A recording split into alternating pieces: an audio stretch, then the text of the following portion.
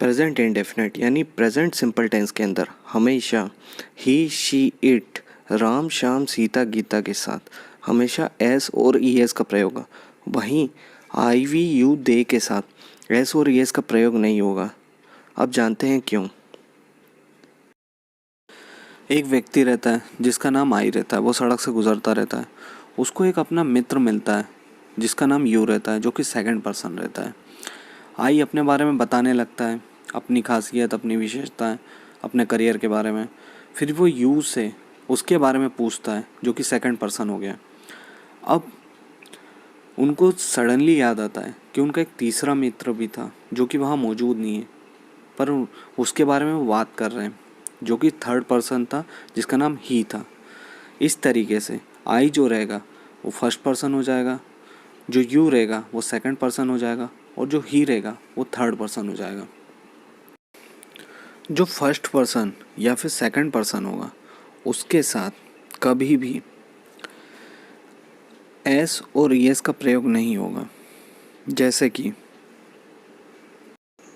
First person में I play, second person में you play, but जैसे ही थर्ड पर्सन और सिंगुलर की बात होगी, सिंगुलर याद रखिएगा, सिंगुलर में ही plays, she plays, Nidhi plays, Rohan plays. अगर ही का दोस्त भी आ जाता है और वो बहुवचन बन जाते हैं, एक से ज़्यादा हो जाते हैं, तब एस और एस नहीं लगेगा। अगर थर्ड पर्सन सिंगुलर है, ही, शी, इट, राम, श्याम, सीता, गीता, इस तरीके से है, तो उनके साथ एस और एस का प्रयोग होगा। अगर दे है, प्लूरल है, थर्ड पर्सन है, तो उसके साथ एस और एस का प्रयोग नहीं हो। आई होप आपको ये कॉन्सेप्ट समझ में आ गया होगा। इसके बाद हम समझते हैं कहाँ पे एस का प्रयोग होगा, कहाँ पे ई एस का प्रयोग होगा। अब हम ही से सेंटेंस बनाते हैं। ही rights, he goes, he watches, he speaks. आप देख रहे हो कहीं एस का प्रयोग हो रहा है, कहीं ई एस का प्रयोग हो रहा है। ऐसे ही हम एस और ई एस का कहीं भी प्रयोग नहीं कर देते। एक पर्टिकुलर नियम होता है, उसका एक पर्टिकुलर रूल होता है। उस रूल को अब हम पढ़ने की कोशिश करते हैं और आपको मैं समझाने की कोशिश करता हूँ। हमारा पहला नियम है, जो भी वर्ब कॉन्सोनेंट से ख़त्म होता है, यानी कि कोई भी वर्ब अगर वॉवेल से ख़त्म नहीं होता है, तो अगर सिंपल भाषा में कहें तो कोई भी वर्ब अगर ए, ई, आई, ओ, यू से ख़त्म नहीं होता है, तो उसके आगे एस का प्रयोग होगा। स्लीप, स्लीप्स, वॉक, वॉक्स, कॉल, कॉल्स, थिंक, थिंग्स। इस तरीके से जो भी verb A, I, O, you पे ख़त्म नहीं होती है, उसके आगे हम एस का प्रयोग कर देते हैं।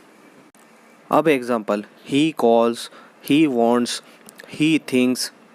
रूल नंबर सेकंड, अगर कोई भी वर्ब ई पर ख़त्म होती हो, ई यानी वॉवेल, पर फिर भी उसके सेकंड लास्ट लेटर कॉन्सोनेंट हो, फिर भी हम एस का ही प्रयोग करेंगे। जैसे कि ही राइट्स, राइट्स में ई पर ख़त्म हो रहा है वर्ब, परंतु इसके पहले वाला अक्षर कॉन्सोनेंट है, जिसकी वजह से एस ही लगाएंगे तो हो जाए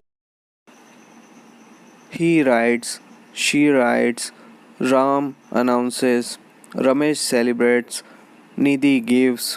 इस तरीके से दूसरा नियम भी बनता है। तीसरा नियम है, अगर कोई वर्ब आई, ई से ख़त्म होती है तो उसके आगे ऑटोमेटिकली एस का प्रयोग होगा। फॉर एग्ज़ाम्पल, लाइस, डाइस और टाइस। ही लाइस, शी डाइस एंड जास्मिन टाइस। अब आता है ऐसा नियम जिसमें ई एस का प्रयोग होगा। ये नियम है O X, T C H, X, Z और डबल एस। कोई भी वर्ब ओ पर ख़त्म होती है तो उसके ई और एस का प्रयोग होगा। जैसे गो का हो जाएगा गोज, डू का हो जाएगा डस। अगर कोई भी वर्ब डबल एस या एस एच पे ख़त्म होती है, जैसे किस का किसेस, मिस का मिसेस, पुश का पुशेस, पास का पासेस, रश का रशेस, ऐसी कोई वर्ड जो कि X, double Z, C H पे ख़त्म होती है, उनके आगे भी ई एस का प्रयोग किया जाता है। जैसे फिक्स का फिक्सेस, रिलैक्स का रिलैक्सेस, कैच का कैचेस, रीच का रीचेस। इस तरीके से इनके आगे ई एस लगा दिया जाता है। अगर वर्ब वाई पर ख़त्म होता हो परंतु उसका सेकेंड लास्ट लेटर कॉन्सोनेंट हो, यानी कि ए ई आई ओ यू आखिरी के सेकेंड लास्ट लेटर में नहीं आते हो, वाई को आई के साथ रिप्लेस कर दिया जाता है और उसके बाद वर्ड में आई ई एस का प्रयोग कर दिया जाता है। जैसे ड्राई का ड्राइज, फ्लाई का फ्लाइज, वरी का वरीज। इस तरीके से वर्ब को जब आखिरी में वाई होता है तो वाई की जगह आई लगा देते हैं और फिर ई एस का प्रयोग कर देते हैं। आई होप आप एस और ई एस के बीच डिफरेंस समझ गए होंगे, कहाँ एस लगता है, कहाँ ई एस लगता है। कहीं भी आपको डाउट हो तो प्लीज़ वीडियो के नीचे जाके कमेंट कर दीजिए। मैं आपके डाउट को सॉल्व करने की बिल्कुल कोशिश करूँगा। धन्यवाद।